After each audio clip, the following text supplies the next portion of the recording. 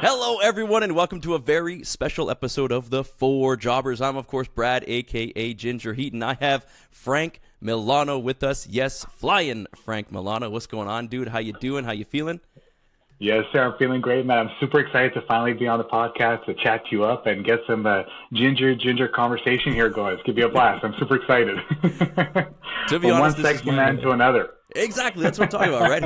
Who better to have, another ginger man, another good-looking ginger dude. And this is the first one I've done solo. We're flying solo this time without the rest of the jobbers. And there has been I'll be your wingman. That's why. Yes, please guide us through. Well. We need a real professional. For sure. I mean, on that note, that's a good place to start. My family has, they're big into aviation. Not as much myself, but we have a lot going on there. So, how did you get into aviation? Where does that come from? Nice. So, great question. So, outside of wrestling, before I actually got into the business, I actually worked in aviation for about 12 years. And my dream growing up was always to be a pilot. I loved it. To me, it's like, oh, they're like the president. It's super unachievable, or it's like next level stuff. And unfortunately, it didn't necessarily pan out. Like I was managing to, I started my courses. I flew a few Cessnas here and there, which is super exciting. It was great. Yeah. That's sick.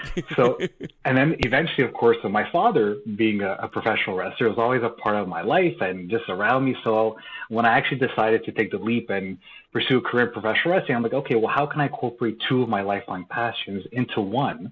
And then it all tied into, to be honest, I didn't even think of being the fighter pilot of the Top Gun initially. I just wanted to honor my dad. That was my first initial instinct going into the business. And he was Jumping Joe Milano. So I'm like, okay, so I'll definitely take on the last name Milano, but I want to keep the verb, the action, the first name, and then Milano. So JJ, he was Jumping Joe. And I'm like, okay, I'm Frank. I love to do the high flying stuff. I love Jeff Hardy, Rey Mysterio growing up. So I'm like, I'll be flying Frank Milano. And that will right away tell people my style, what I could, bring to the table, what they're expected to see. And then flying, I'm like, okay, well, I got to do something cool and badass with this. And we know wrestling is all about nostalgia. The 80s is very prevalent in the world of pro wrestling. So that's where Flying Frank came in. And then eventually I'm like, cool, you see, it may not have happened in real life, but I get to be a fighter pilot on the weekends, which is perfect for me. I'll settle for that. A lot of people probably don't know that your dad was in WWF at the time, WWE. Like, that is so crazy. And you've definitely done a good job, getting the facial hair going. You have a magnificent beard, and he had one of the best stashes in the history of the business, right? So, you've done well there. That big Borat Dan Severn kind of jet black mustache, right? It's so sick. What's crazy about? Till this day, he's still rocking the mustache. I've never seen my father throughout my entire life without a mustache. Nothing else, just a mustache. My dad had a small one. He was blonde growing up, though, so eventually it went just dark brown, and eventually he did shave it, and he's never been the same. So I'm glad that your dad kept it. You can never go back, right? No, exactly. He never should have gotten rid of it. That's a different story. It's all good, though. And so, so is that going to be us with a beer now? That's what I'm worried, that we're setting ourselves up for the same thing. Yeah, maybe. So, what's your earliest wrestling memory then? I mean, because was it watching him or was it watching someone else? Or what's the earliest thing you can remember? Because mine is probably WrestleMania, and it was the one that sticks out the most, because it's really hard to find that one, but it was Giant Gonzalez versus The Undertaker is one that really stands out in my mind for some reason. I guess because it's just such a weird individual, fighting against The Undertaker. Suit with the hair on the suit, and he was massive. It was just why strange. The hair? That's a great question, though, because, and what, maybe this is, it's a gift and a curse growing up around wrestling. Even if you don't really observe it or notice it, it's just always there. But then on the flip side, you don't really get to cherish that first, because it was just always around, So it's hard to really pinpoint, but it was just always in our household, and more so even with my father. My father kind of introduced him into wrestling to me later on. I guess I got to give him full credit. He wanted me to just enjoy it as a regular kid growing up as a fan. He didn't even tell me about how it's a work, or he kept kayfabe even in the household. Amazing. That's the best. Yeah. So it was just around, and even my grandmother, my great grandmother, I remember fond memories of all of us just ordering a pay-per-view on a Sunday night, and they're yelling at the TV because the old ladies think it's real. It was just always around, which is beautiful. No way, the whole family watching? That's crazy. That's so sick. Sitting around the table, maybe 12 people in a small little home back then, and one memory, though, it may not be the first, but it definitely sticks out, is myself and my great grandfather. I think I was maybe 6 or 7, and I could be wrong if the timeline doesn't add up, but I remember I was just in the kitchen watching 1-2-3 Kid doing the moonsault for Ramon and like actually winning. It was a huge upset. Like, oh wow! And I love 1-2-3 Kid because he was the underdog, and that was great because I include that spot and that sequence with the moonsault onto the standing opponent in my matches. So it's a little homage to like my roots growing up as well. Yeah, that's crazy. Yeah, I mean, you're definitely one of the biggest high flyers that I've had the privilege of seeing live, of course. But last week we did something a little different. We just got onto this network called the Pantheon Network, and they used to do like just music, and they started to branch out and get more into sports. And so they want to get someone to do some more WWE stuff. Like Coach Jonathan, the coach, has his show on there as well. And so these guys hit us up, and they do a weekly mixtape. And so it's a really cool idea. Every week you have a different person on, you do a different mixtape, because I don't know about you, like growing up, mixtapes were still a thing, you know? Oh, yeah, for sure, I grew up on that. Yeah, for sure. So I thought it was really cool. We jumped on it. It was a super fun episode. And I guess the question to you would now be, what's your favorite wrestling theme of all time? Or maybe one that just stands out that you just enjoyed that isn't necessarily, one of the, goated ones that everyone talks about? The popular. Yeah, for sure. The goated ones definitely has to be DX. That's a classic. You just hear that doom right away. Oh yeah, it's got to have that initial, that initial sound that lets us know who it is. That was a big thing we were talking about for sure. For sure, yeah, and like to that point, like the impact right at the beginning, like the glass breaking, Stone Cold coming out right away. If you smell like those hot openers right away. But you know what? And this is maybe a bit new generation of me, but one that I love pumping in the headphones when I'm working out is the Batista "I Walk Alone." I love that one. Oh, that's so I'll walk through fire inside this pit of danger. And it just pumps you up by yourself. You're like, I got this, You want to start shaking ropes and doing like, thinking you're 300 pounds. In the gym sometimes, like wrestling themes that can actually work in the gym. That's sick. There you go. I love that one. But there's a lot of good ones. I mean, the Brood, the Gangrel, like, that was it. And I think I only appreciate that as I got older. Because as a kid, I'm like, but now it's like listening to the production, I'm like, this is like badass, For that time, it was great. Yeah, definitely. Love it. Let's go maybe some non-wrestling questions just really quick, just to get to know you a little bit more. So this is going to sound random, but these are ones that I ask before the podcast, because we do a podcast every week, and we always talk about wrestling. So I try to start it off with something just a little bit different. So I just remembered a few of the questions that I usually ask the boys, and I'll ask them to you. So what's your favorite cereal? If you eat cereal, I think everybody did or does, right? Yeah, for sure. Especially like when I was growing up, I was huge on cereal. That was my go-to thing. Good. I remember side story. One time I was just like cranking out bowls of cereal. It was like maybe 9 a.m. So like I'd already worked up an appetite. Like I was maybe, 10 years old. And I'm like, how many cereal bowls can I eat? And I think I made it to like 8. Sure, I was bouncing off. I'm like, I don't even know why. I was very competitive. I'm like, keep going. Obviously, I didn't refill the milk every single time. It was like leftover soggy milk in there. I'm like, keep going. No.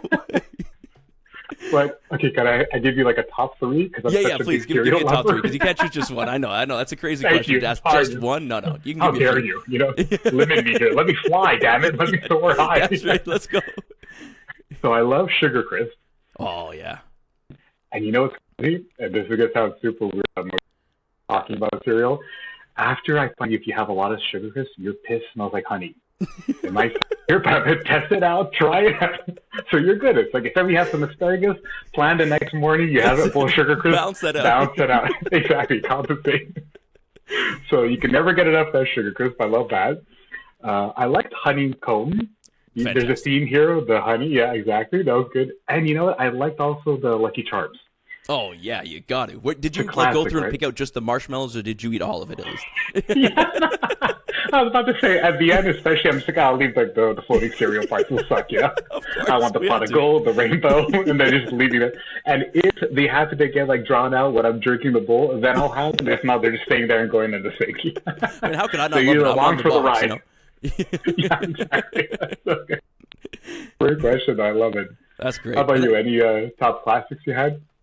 Honeycomb was probably like my go-to, probably my favorite. Okay, of course, there's like Frosted Flakes and stuff like that too. And then as we got older, Reese's Puffs or, Vector was really good for a while. And then it started like breaking my teeth, so I can't eat that anymore. But it still tastes so good. So right. And you get like the chapped at the top of the palate, and you take a bite that's like peeking up, like ow, Yeah, like why am I bleeding? But it's worth it. What a way to start the day, right? First thing in the morning. What about chocolate bar? What would you say your favorite chocolate bar is if you were to have one now? man, that's good. Because you know what? I'm actually a sweets guy. Like, if I have to choose Nice. chocolate or chips, I always go chocolate. I love it. Nice, nice. Now it's like, especially when I'm training, I'm like, I gotta have the chocolate fix, but I'll go to 70% dark chocolate. So still Okay. somewhat healthy, but I get Yeah. that craving in.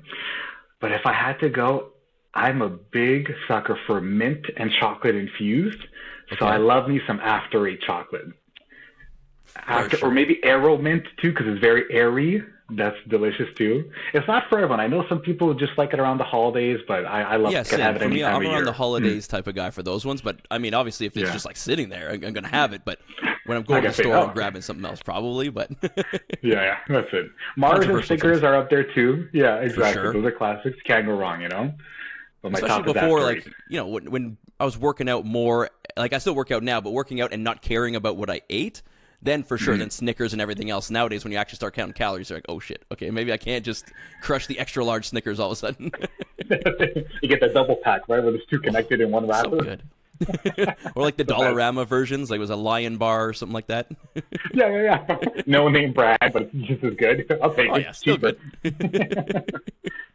What about growing up? Did you have any favorite cartoons or like cartoon characters that you really liked? Mm.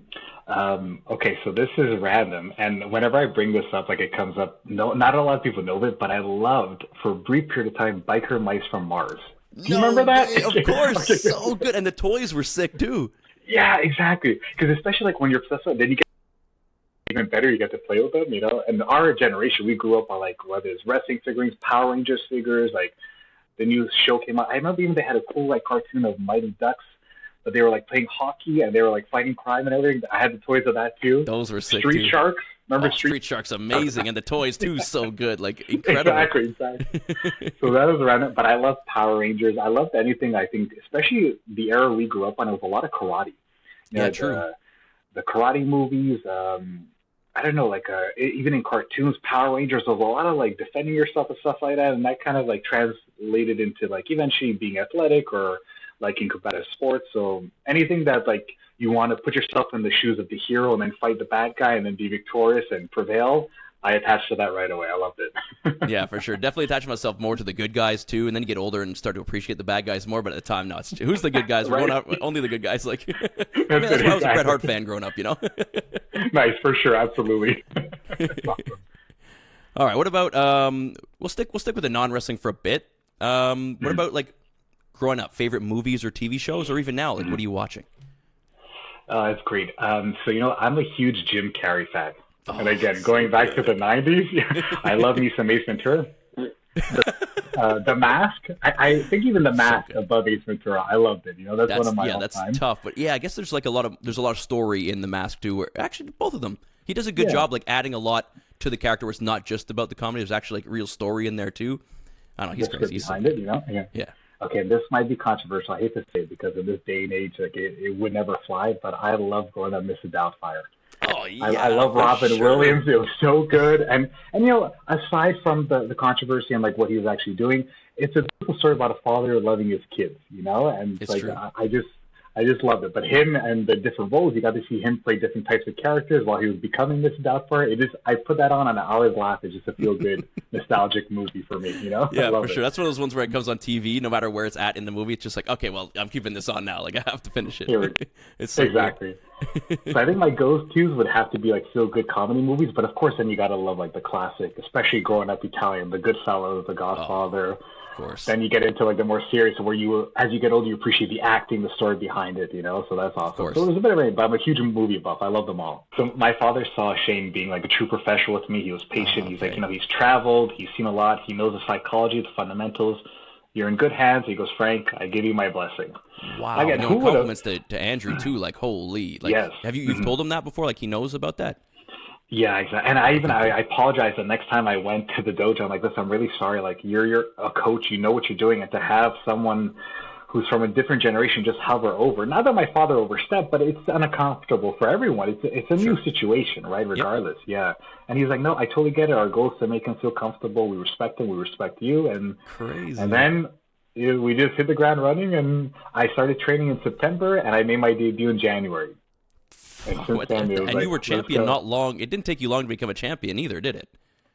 I think it was maybe about 2 years. Oh no, Oh, it was sorry. 2 years. I, 2.5 years, but 2 years in, I was very privileged, and I thank Andrew and Manny for giving me this opportunity and believing in me.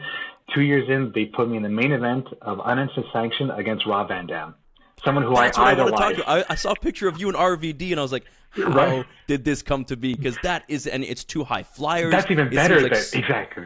oh my That's even God. better Tell me than a about it. Tell me championship about it. to Like, me. Yeah. Oh my God. Yeah. It for was sure. insane. Like, how was that? What was he like? What's he like to work with? Like, I want to know everything. Like, I know I'm freaking out. It's just so sick, dude. Like, it's Right? crazy. Oh my God. I tell myself, like, if ever, knock on wood, I don't make it in wrestling, or God forbid I get injured, whatever, exactly. I've been very blessed to have these beautiful opportunities and have these little dreams come true, even if it's a local level, like, but I remember, like, I was really trying to, like, prove myself, because you know what, Matt? It was difficult to tie into again and, like, springboard, no pun intended, off my other story. As much as it's, yeah, right. I really appreciate that.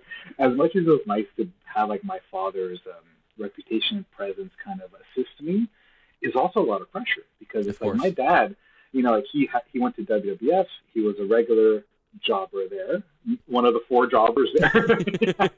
I know he he trained. that word's not like approved anymore. You shouldn't use that word, but we use it for us It's because weird, right? these are jobbers. These are people that do 9 to No, 5 and no, watch no. wrestling and don't actually do it. So that's why we take that moniker. No wrestlers are jobbers anymore. Us, the 9 to There 5ers, you go. those are the jobbers of the world. No worries, no worries. Papa Milano would not be insulted at all. He Okay, takes it because with honor. we got blocked by Gold Dust online. Just he saw the name and Wow. blocked us instantly. But it wasn't, I didn't take offense to it. I was like, no, it's all good. Teach his own, no problem. There you It's just funny, like random. No, for sure. That's when you know you made it, though. You're at that Yeah, level. yeah, sure. I got blocked by Gold Dust. Good. There you go. Success. Well, yeah, so he was in WWF. He was trained by Edward Carponce, who's the original, like, high flyer back in the day. Like, he was incredible. He was trained by the Hart family. He wrestled in England. So all this. So to was say, your when dad, he right? Your came- dad was trained by the Hearts as well, or at least somewhat. Yeah, this is my father. Exactly. Yes, Yeah. exactly. Yeah. Yeah. So when he came back from all that success locally, he kind of contributed and shared that wisdom and knowledge with the independent wrestlers of today. So all that to say, like, I want to come into this business and be a little shit, or be like, oh, well, Joe is great, but his son's a prick, or whatever, or just because he has a father in it, or he might be the nice guy, but he's not up to par, like, talent-wise. Yo, So it's all there's a these lot different of, things like, that none of pressure us with would be that, thinking about, but your mind is going to see it in so many different ways. It's a completely different perspective. Yeah, so I almost took that, like, as, like, an extra, like, kick in the ass. So, like, I got to come correct. Not only am I starting late in my mind, then I have this pressure. Then I'm taking on his name. I'm also the first student of the dojo. I'm representing the dojo and the brand. Like, there's a lot on. This is a lot, there, bro. Oh my God. But at the same time, I don't stress you out here. But at the same time, it's like, okay, like, oh, I see the balloon popping my off. Mac thought it was time to celebrate for some reason. It's really He's exciting. like, we did it. He's like, get to Rob Van Dam. We want to celebrate, baby. He's been through so much. So I really tried to prove myself, and Shane Hogg told me to, like, just because you debut doesn't mean you stop training. You continue, you improve, you get better. We're going to put you in there with guys who are more experienced to elevate you as well. So I've been really trying to, do as much as possible. And then Manny called me one time, and I was sitting on my couch, and I think it was like maybe like 2 months before the sanction. I'm like, why is Manny calling me? I'm like, no, we're big texters, right? This day or Okay. two. But he's calling me, so like, fuck, I gotta answer. Like, I'm scared. And Manny, he could be intimidating, And not that he's a No sweetheart. kidding. I've never even spoken to him. I've seen him at so many shows. I'm like, oh, it's Manny. Holy shit. I know what he could do. He's PCP crazy up in Manny, So I'm like, hello? And then he's like, Frank, we just want to say we're proud of you. We believe in you. And we're going to give you an opportunity that we, like, trust you. You're going to be wrestling Rob Van Dam. And we need you to, like, be ready to come to your A game, I'm like, oh, my God. So it was... Shit. Hold on. I just saw Brad. 1 second. This poster's falling down here. This guy's flying away. Do you mind if I just, like, No, please. pop him Yeah, of back up? course, man. Of course. Even he's getting excited. The balloon's like this. Yeah, exactly. Everything starts going crazy. There you go. Crazy Exactly. fan art, though, too, by the way, that you got, like, That's nuts. awesome, right? Look at this. So I got sick. the airplane here. It's unbelievable. Amazing. Very Fans good. are incredible. Sorry. Okay. So I got the news that I'll be wrestling Rob Van Dam, and it still didn't, like, really click that this is happening. I mean, I grew up, like, idolizing this guy. I had my PlayStation 2. That's how old I am. PS2, and I'd always choose RVD No on the video way. game. And now I'll be sharing the ring with this guy. And then I didn't know what to expect. I didn't want to, like, fan out. This was my first real, like, opportunity to wrestle international talent. And at that time, Matt Lee, Daddy Magic. He was training, right? I was very lucky because So sick. I was very fortunate because I had people like him, Jeff Parker. Oh, Jesus, the thing again. We'll just leave it. We'll just leave it. Okay, let's leave it. I had Matt Lee, I had Jeff Parker, I had Shane Hawk, all these guys helping me get ready for these big moments in my career. And I remember I told Matt, I'm like, Matt, like, I know RVD's moveset. I grew up watching this. I want to really work on taking the best monkey flip that I could offer him. So he's like, okay, it's super random, but it's like, instead of working out my moves, how can I make him look good? Like, that's incredible, just to have that mentality and just be there for the other person. Like, how am I going to make him look good? Right. Not everyone, obviously, not everyone has that mentality, so it's really cool to hear. Yeah. Oh, for sure. I appreciate it, especially with an international legend like that. Like, this match is not about me. I'm here to make him shine. If he's generous enough, I'll take whatever I can. But just sharing the ring with this is already a victory in itself, And then in the match, it was myself, Matt Angel, who's a super talented wrestler. So I was very lucky to have him. We worked with each other like a few shows prior. So at least we had each other as a soundboard and a comfort with Rob Van Dam. So it's not just a one-on-one and you're extremely nervous. And we're like planning stuff. And then when it came to like his moveset, I asked Matt, I'm like, do you mind if I take the monkey flip? He's like, yeah, sure, whatever. And the ring at Unity wasn't the biggest already, so it looked super impressive as is. But when he gave me the monkey flip, his legs, Matt, are so huge. They're like tree trunk size and like quadzilla, I call Rob Van Dam. And when he jumped on me, I'm like, I could give a decent push. I tried to do like the neck out and then spin last second. I didn't need to do any of that. He just launched me all across the ring. It was the best feeling in the world. And I'm lying down and I hear the crowd erupting. And I'm like, I don't know what's going on. But I just look over my shoulder and I see him like this. I'm like, okay. No. Now, this is the way. best part, Brad, of this whole story. After the match, we're backstage and I'm thanking him. We're all sweaty. I'm like, I'm giving him a hug. I'm like, Rob, was everything okay? Like, I hope I did you justice on that monkey flip. I really tried to like propel myself. And then he said to me, and I would never make this up because I don't even feel worthy saying it now, but it's the truth. He says, no, I don't know if you saw me, Frank. I've only bowed down to 3 people in my career after they sold for me, and you're one of them because I love the way you took that move from me. And I had goosebumps saying it now. I have goosebumps. That's insane. And I'm like, wow, And then I started fanning out. I'm like, I used to play you on my PlayStation 2. Yes. And then he's like, okay, I'm going to go. And I was like, God, lost respect for this guy. He's like, I got a big bat. I got to go smoke this Big J right now. Like, exactly. I just finished the match. Oh, it was the best feeling in the world. Oh, my God, dude. That's incredible. So incredible. Oh, my God. Not only did you share the ring with RVD Legend, but that moment, dude. No, sorry, I cut you off there. Yeah, I'm just blown away. Like, that's so sick. Yeah. Now you're making me relive everything. I'm sorry if I'm just rambling on. No, guiding here, but, it was the most stressful thing, though. Like, I was always looking forward to it, but I was also happy in a weird way it was over. Because it's like you're talking to someone that you idolize, you look up to, you want it to go well, you're a perfectionist, you're doing everything beforehand. Like you try to control what you have control over. And then we ended planning the second my music hit. Now, in a perfect world, and I don't know how much, Brad, like you're aware of the behind the scenes, and I don't mind sharing with you. We know it's a performance, and of course, it's still really no. Yeah, exactly. I'm an actor, right? So I try so hard to turn off my brain when I watch this, and I was going to have some questions for you about that after, because it's similar to like in ways similar to a play, and that's what I love so much about it. Being 100%. An athlete and being an actor, and wrestling is just the perfect marriage of the two. Literally, it's perfect. So. Exactly. No, I love that. So, but like, in a you're still planning world, the match up until your music hits? Yes, and I'm a very nervous performer because I want everything to be perfect. People joke, they're like, ask Milano, he's stressing out over there, even if it's like a 2-minute match, because I'm pacing, I'm good. I look like I'm dancing with myself in the corner. I want everything to be great, and I don't want to like ruin the match for my opponent. So in an ideal situation, I get to the show, I plan my match with my opponent with Buddy. I have time to warm up and get changed and stretch and go over it, and then we hit the... Are you like Randy Macho Man Savage? Is every single thing planned out, or you guys do a lot of improv? Like, yeah, that's it, exactly.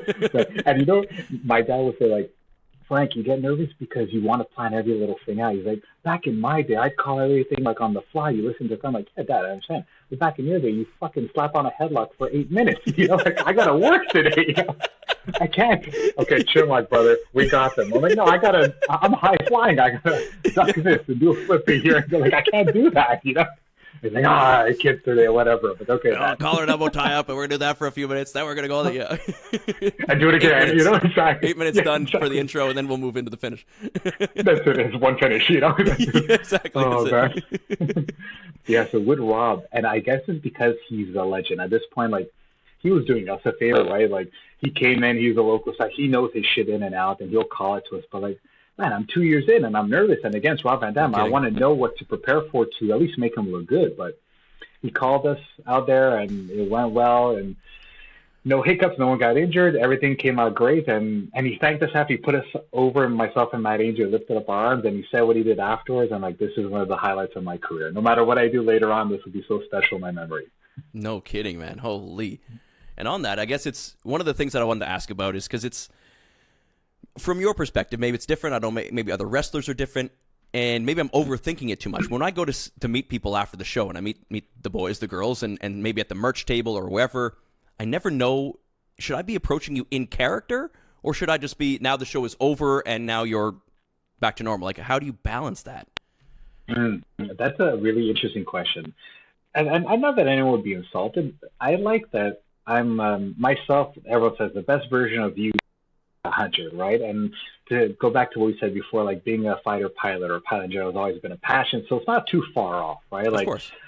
I really admire a lot of people who like are super calm and laid back, and they have like reading glasses in real life, and they have a turtleneck, and then when the music hits, they're like deaf and this and that. I'm like, man, I wouldn't be able to have that contrast, and that's a testament to themselves as a performer and that character switch. For myself, like, and again, like I'm a baby face. I like to joke. I love the bad jokes. Like you suffered a few bad jokes here tonight. So like even when I'm wearing my box jacket or just it's not too far off, so that helps. Of course, around you see kids or other people who like you see fans that are really invested in the story. They'll come up to you like, "Are you okay? How that's not right what he did." And then you want to realize that this is still part of the night. Just because I'm not. That's why I always ring, feel bad too, because if there's people around that are still into it, I don't want to come up and be like, "Hey, Andrew, how's it going?" or something. You know, I want to ruin it for them. Yeah, keep the distance a little bit, but yeah. So I guess you have to tailor it to each person how they approach you. That's hard, man. Exactly. And be like, flexible for sure. Especially myself as a babyface, I feel it's a little bit easier. Or like, even if you want to be something like a little bit more subtle, you'll do like the dad bringing the cool thing. Going, this is me. And then after, like, okay, back to like salute and hey, wingman. Cool. And that's it. And it's still not that far off, I mean, because you've done it. Because every single time I've met you up until, I don't know, not even that long ago, maybe last year or so, I thought you were a fighter pilot. And so it's like up until like I'd found your Instagram last year, whatever it was, and been like, he doesn't have any pictures of him flying or in the military, so maybe it's his gimmick actually, and he just likes aviation or something. Like, I was fully convinced that was just like wrestling is your side job, and you're actually an F-18 pilot. Like, oh, I love it. During the day, so it worked. I was worked like 100%. Oh, I love it. I really try to stay as authentic as possible too, because I do have friends in the Air Force now. I've worked with pilots. I've been in simulators. I've flown Cessnas, and it's pretty crazy. I did Ancestry like a little while back, and I found out that one of my great uncles was a fighter pilot. So I'm like, so there you go. You feel perfect. It's in the blood. It's in the DNA. It's all legit. It's all in there. So at least I try to like pay homage to those people, especially if you take on something, whether it's Air Force, military, whatever, and you're going to come across these people, you never want to insult. And not that it's done deliberate, but you really want to pay homage to the people who deserve it the most, for sure. So it's nice that you keep that in mind. It's definitely, you have to keep that. I mean, for me, after a play, it's so much easier. They're not expecting you to come out from the back and be that character that you just played on the stage there.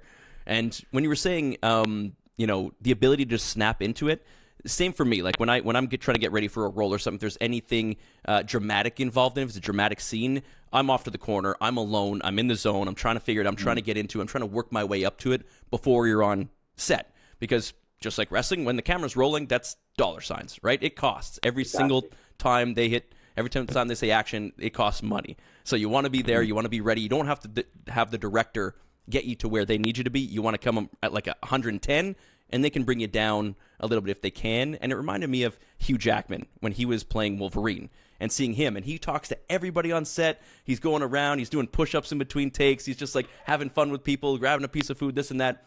And then they'll do like, the sound check. Then they'll do the light check. And all of a sudden you'll just see his entire body and face change. Like the muscles in his face suddenly change. And I'm like, oh, shit.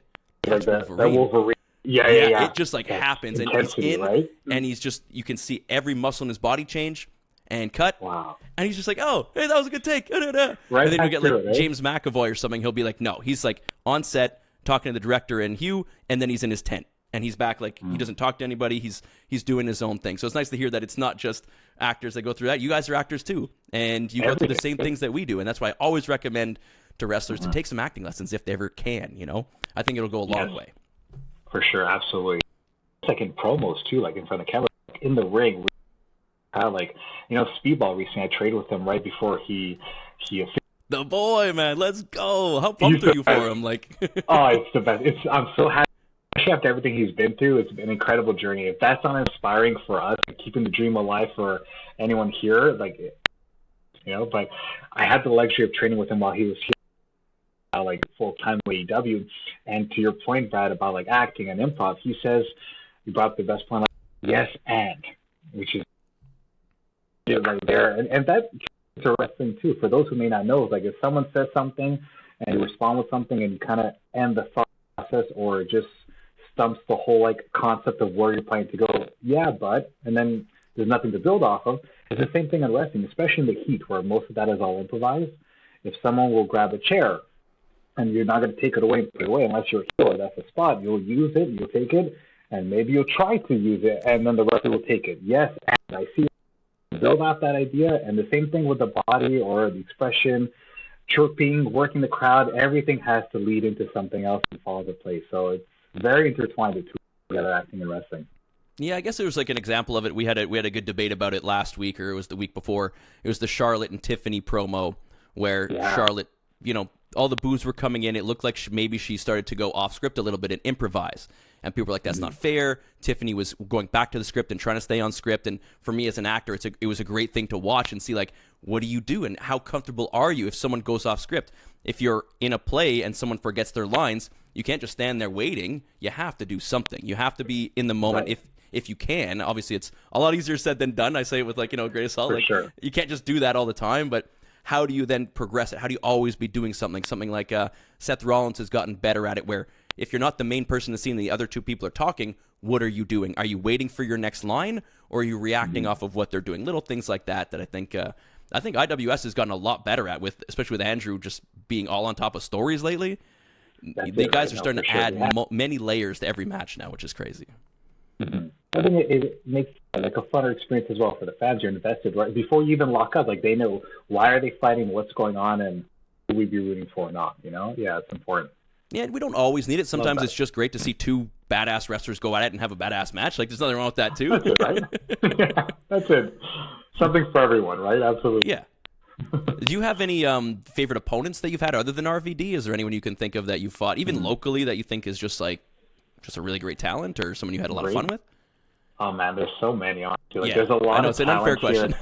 No, I know, right? Hey, why don't you say me or anything else? Yeah, exactly. So you know, like, it's interesting too, because it also like the type of matches I love having, and I love having like the big man versus small man matches. I love being the underdog. I love Rocky going up, like that underdog story, fighting back from underneath. So like a Frankie the Mobster or a strongman Max Lemire, like those type of matches are always fun and exciting. Big boys. Right? And you know, they could post for me, they could throw me around. Like I'm thinking, like, how can I make them look good? You know, like I could really like post up nice for like a stalling suplex if you want to do something else or something you haven't done before. And then you get the other style matches where it's like a face-on-face, and, you know, there's no storyline like you mentioned before, but these two guys are going to go out and spirit competition. I recently just had a great match with London Lightning. Crazy. He's only been, like, training for, like, 2-3 years, and he's, like, way ahead of his years. He's a great guy. He could work face, heel. Matt Angel, we've had great matches together. I've been very lucky to work with Mathieu St. Jacques. He's, like, a wealth of knowledge. Sometimes, like, even at a show, I'm like, what would you do here? And he's like, I'm not in your match. I'm like, come on, just give me something. You know, you always want to pick, like, the veterans' brains. Of course, what's going on, for sure. There's so many great minds around there. You got to do it. Like, why not take advantage? That makes so much sense. Exactly. And I think that helps, too, like, coming into the business new, or, like, going back to, like, you know, the pressures with anything coming on, with any career in life. You always want to show that you're a sponge and ready to learn, you know? Facts. If I may have an idea, like, I'll pitch it. Twiggy is fantastic at Battle War, especially with his background with improv. Like, Oh, sorry, it's really like dipping out. Do you Yeah, mind yeah, if go I for it, just man. like? You can just jump out. Like, Sorry. don't even have to ask. Do Yeah. your thing, obviously. Like, Hold on, just think it's like really dropping here. Hold on. All right, perfect. We should be good for the next little while. yeah, another 30 seconds. Exactly right. Let's see how is it. We've already been here a long time, so I don't want to keep you too long because I'm taking a lot of your time. But Oh no, don't worry. maybe one Whatever's thing we can okay for talk you. about Yeah. is you were obviously on WWE TV. Yes, You're yes. holding on to Bailey, I think, for a little while. That was pretty fucking cool. She is right, so I had to oblige. I don't forget. From one baby face to another, we're just Yeah. good people. We're huggers, you know. Yeah. No, that was super exciting. That was in Toronto when WWE just came over. Elimination and Chamber, had right? SmackDown and Elimination Chamber. My God, what a incredible weekend that was, you know. So yeah, How so did I they was lucky prepare enough you for to that? Like, did they tell you what you're allowed to do, what you're not allowed to do? Because like you say, like you like to prepare. Me as an actor, I'd like to know, like, hey, what can I do, what not? Like, how does that process happen? It's quite stressful, and honestly, you're just along for the ride, and you have to make yourself available and very like fluid at any point. You know, like so, Yeah. it's a long day. You get there early, you get cleared by the medical team to ensure like if there is an opportunity to be physical, you're ready to go, and I no want one's that at physical risk. bonus. There's got to be some sort of little something, right? A little stip on that. That's it, exactly. Some sort of And then hazard you're pretty bonus much or just- something. Yeah, exactly, for sure. You know, like give it to me, and then you're just waiting around, and then depending on like as you're going over their scripts and the moments and the producers, there's lots of agents. It's really like a monster machine. It's beautiful to True. see, like just witnessing everything that goes into it and has a role in the overall success of the company. And as you're just watching this, you're like, okay, someone's coming up to you, a writer's like, okay, we need this much security. We're going to have a spot here. We're going to do a kickoff show where we're going to have to split up the girls. I'm like, okay, so now I know what the segment will be, but I don't know to what extent I'll actually be doing, you know? So then it's like, okay, so then Jason Jordan was the producer for that segment. cool. And it was awesome. He's like, okay, guys, so once they start, we're going to have a queue and we're going to split up and we're going to try to separate the baby faces and the heels. So just grab someone. And then amongst yourselves, like, okay, I'll grab this person, you grab it. Because you also don't want to go out there and as much as it's supposed to look chaotic, you don't want to be in each other's way or stumble and God forbid someone get hurt too. Or in you their know? way, of course, I guess, especially, right? Like, Exactly. That's it, 100%. You know, yeah.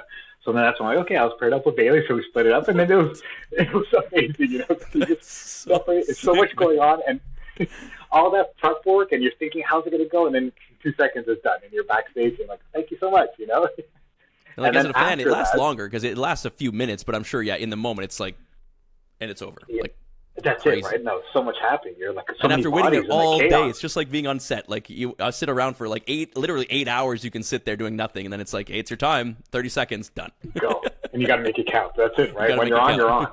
Yeah, Yeah. for sure. And then I was lucky enough within that same day. So that was for the kickoff for the pay-per-view the next night. Then on SmackDown, they had a pull-apart where all the tag teams were brawling. And then I was very thankful to like, okay, so we're going to have some guys come in the ring after the commotion, and we need some guys to catch a dive on the outside. And I caught a wicked dive, landed right on my neck. Right? I know that was insane. And Humberto Carrillo is not a small dude, man. When you see these guys in person, like this guy is like solid. He's got That's muscles, true, he actually, can yeah. fly, but man, especially at that height, and you're telling yourself like you've been on a set, right? The movie was the money, the bread and butter. You got to protect us. I'm like, I don't care if I get hurt. I got to do my job and protect this guy. You know? So, You took that one. You protected them pretty well with your entire in head. that moment. Yeah, exactly. That's it. It's like, okay, here you go. And it was so crazy, but because like obviously in the moment you're running on adrenaline, right? I caught him while lying down. I'm like, oh my god, like that kind of like rocked me a bit. But I'm looking up at the Titantron. I see SmackDown. I hear people yelling. I'm like, you could be hurt later, Frank. Right now you're in a stadium on live TV at a company you've watched all your life. You get up and you finish the job. You know, it's unreal. That's It's so surreal. It really sick that you have that moment. You could remember that moment where you locked in and you lived in that moment and you recognized where Yes. you were, what you're doing, and snap back into it. No one can it, take that right? away Yeah. from you, man. That's so fucking sick.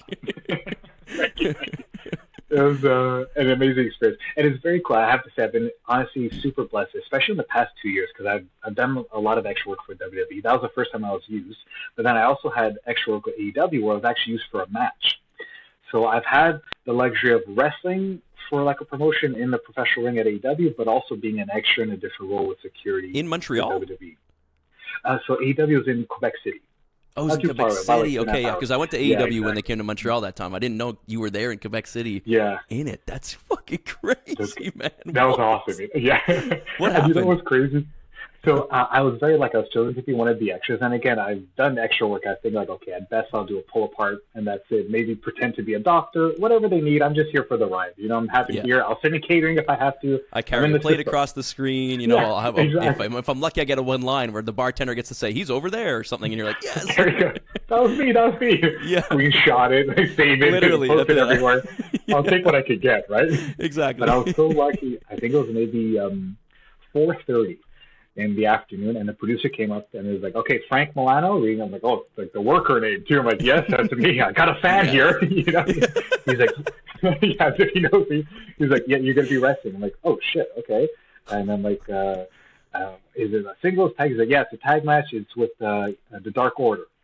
I'm like, beautiful, because like me and Uno already worked each other on the circuit here, so I'm like, I know him. So of all people to have my debut with a major promotion, like someone that already trusts me and knows me, like I was so at And who's a ease safe right away. worker, a consummate professional from what I hear, and just obviously insanely Exactly. talented. So, fucking 100%. awesome.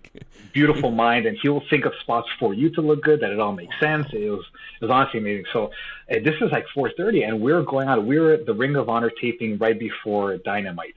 So like at 7 o'clock we were on. So you don't have time to even be nervous because you got to get dressed and then you go plan. And Holy I'm like, okay, shit. here. Yeah, that's happening right. So fast. like, What the heck? you're on it. Yeah. And then Uno was great. Like we planned out spots, and I paired up with him and I thought, like, again, to pay homage to my father and the beautiful podcast here of the jobbers, I thought I'm going to job. I'm going to, like, 2 minutes, I'm back in catering, and that's it. And it was Evil Uno and John Silver, and they were super generous. They were like, no, you guys are going to have a sequence at the beginning. You're going to get a heat on us. And then after that, we'll go to the finish. I'm like, oh, my God, this is incredible. Like, Crazy. so nice. But you know what was insane? To add even more to my nerves and stress of being a perfectionist and a performer, that you want everything to go great, I've always been a babyface in my entire career. I've never once worked heel. In this match, because obviously I'm supposed to be the local nobody, they put me as a heel. So like the first time doing something out of the norm, it's the biggest stage of my career on national television. I'm like, oh my God. So I'm like, okay, like all your everything that you do, your mannerisms, your gestures, all of that stuff is not very heelish. So like, exactly right. What do you do? The moveset. Last second, like what? And I was so lucky, because I was worried also. Like I even told like, listen, like I know I'm a nobody on the scale here, but it's still Quebec City. I've wrestled here at Quebec City often. They know me. Like, what if they start cheering? How are we going to do this? They've never seen Frank Milano as a babyface. How could we do this? And Evelyn was like, don't worry, we'll do something at the beginning that the crowd will know your role here is different than you and Mimi's. And so what was so beautiful, I was very lucky because the local talent enhancements, we come out and we don't get an entrance, right? You just run down the ramp with the referee, you get in the ring, and then the ring announcer will say, and already in the ring, Frank Milano. And then as she announced me, the crowd is like, they were cheering, they're happy, they know me, and it was a beautiful thing because they're happy to see one of their own get this opportunity. So I'm like, oh wow, this is great. And in my mind, I'm like, I got good, I'm looking up, I always got a tear in my eye, I'm like, I work so hard, here I am, they appreciate me. I'm like, oh shit, wait, they have to boo me. Hold on, this is not right, So, yeah. Oh shit, it snaps in. Yeah, true. Exactly. I'm like, no, wait, how do I turn them? And then the second we started the match, the bell rings, and the spot that Ibuno came up with, that I go shaking him, I gave him a cheap shot, and now it's like, I'm not the Frank Milano you know and love. I'm here to win, and this is my chance. And then right away, the crowd understood, and they switched, and they're like, Pajansi and boo. No. And they're booing me.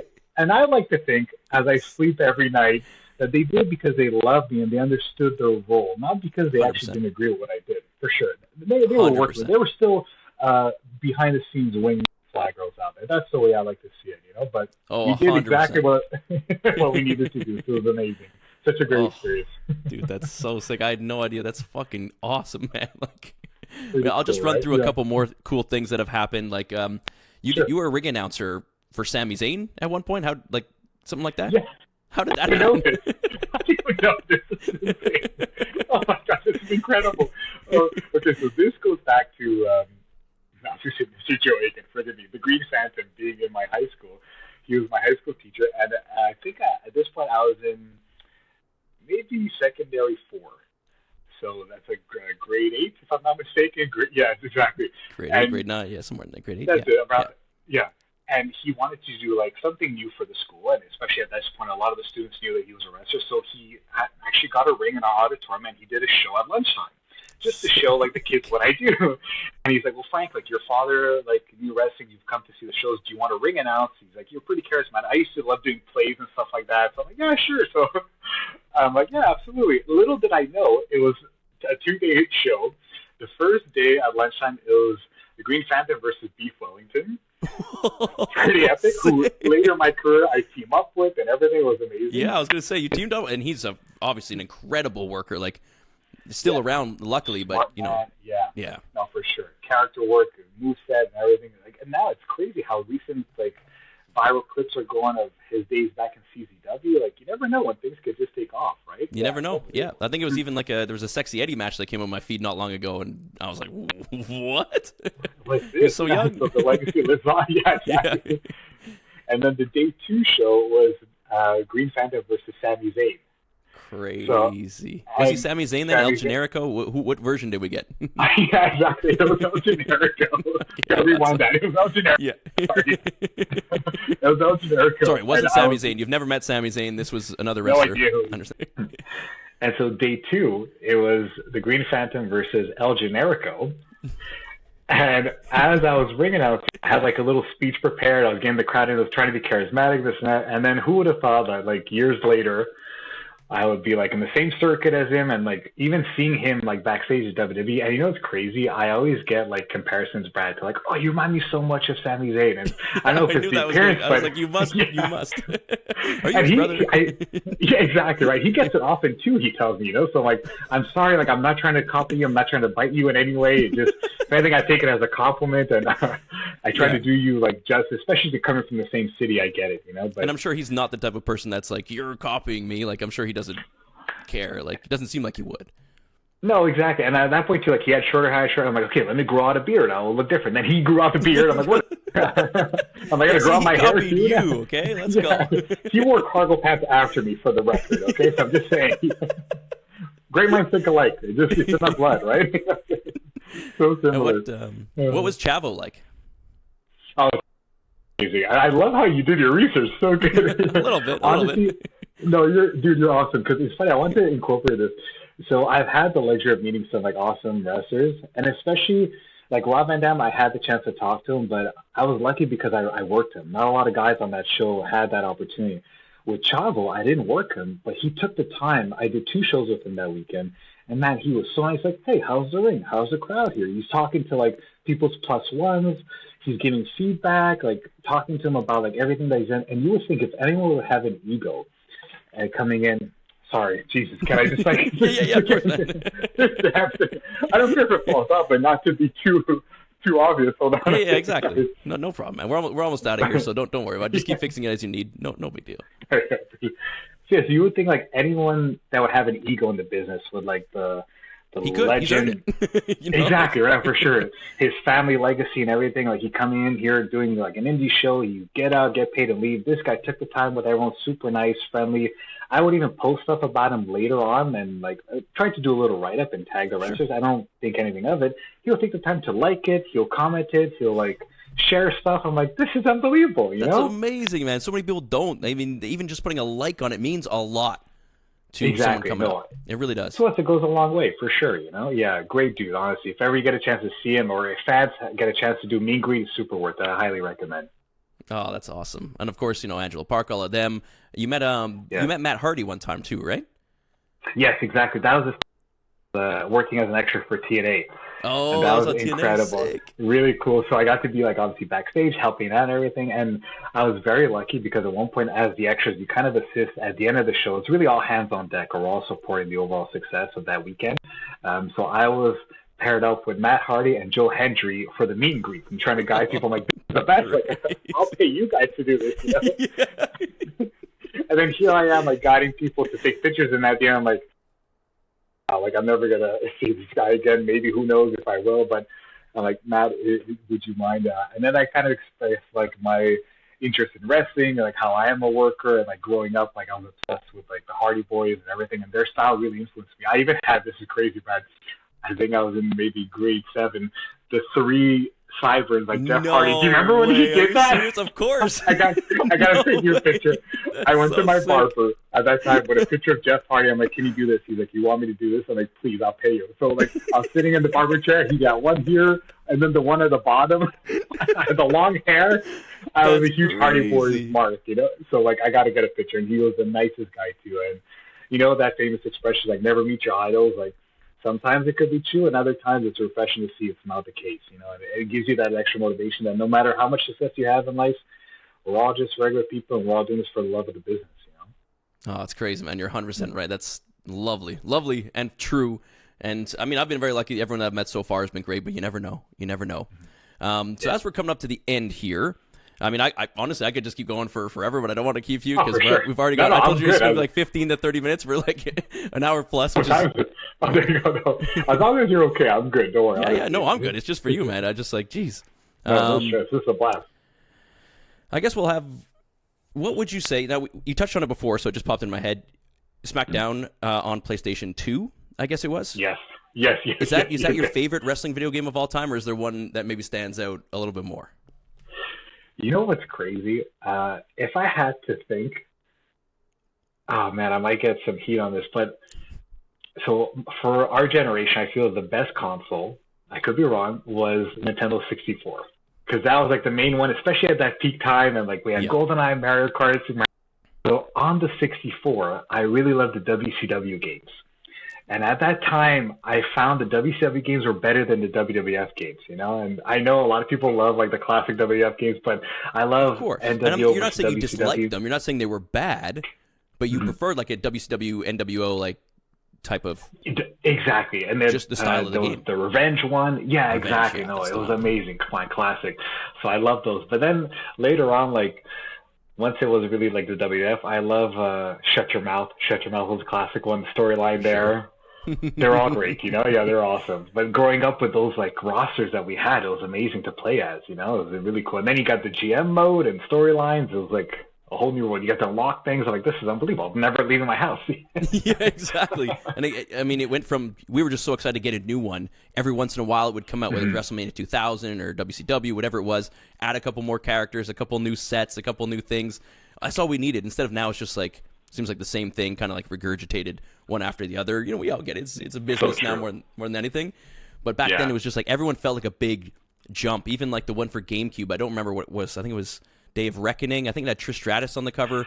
That one had like the most crazy storyline because if you lost a match, it didn't just like you have to replay it. The storyline would progress. It's like now you've dropped down a level and you have to like win another 2, or you get backstage and if you say something to someone, you have a choice of what you could say to them, and what you say to them will affect how the story went. So it's like really in depth. Cool. Like that's what I would love out of a wrestling game now is a storyline where if you lose, you have to then find a different route, or if you whatever happens, whatever you say to them backstage, different things will happen. So maybe that'll come out. I don't know. That's maybe awesome. Too much. I don't know. That's pretty cool. Yeah, a great idea, for Not sure. that I play wrestling games much anymore, but if they did that, maybe I'll come back. There you go. That's it. There's still hope. Yeah. Well, I guess no, I think that's enough. I mean, I could keep going on and on, but honestly, man, thank you so much. My face is like hurting because I've just been laughing and smiling this entire time, man. It's been so fun. Oh, super casual and organic. No, I'm so grateful, man. No, thank you so much. Damn, okay, one last time. You can fix that before we say goodbye, yeah. We made it this far. I just want to end it on a good note here. Exactly. There you go. All right, sorry. Yo, man, thank you so much for coming out and doing this with me. I had so much fun. Pleasure, man. And where can people find you if they want to come and follow you online and all of those good things? Absolutely. So everyone, please enjoy the flight. Take off with me, Flying Frank Milano on all social, super easy, Instagram, X, Facebook, TikTok, wherever you could find me. I try to post encouraging and motivational things. I see some things about my wrestling, about my father's career, the Milano Vault, some exclusives. So enjoy the journey. Come on over, every wingman, and fly girl out there. You're all welcome in the Milano Airport anytime. Thank you so much, man. I really, really appreciate it. My bad. Salute. Thank you so much.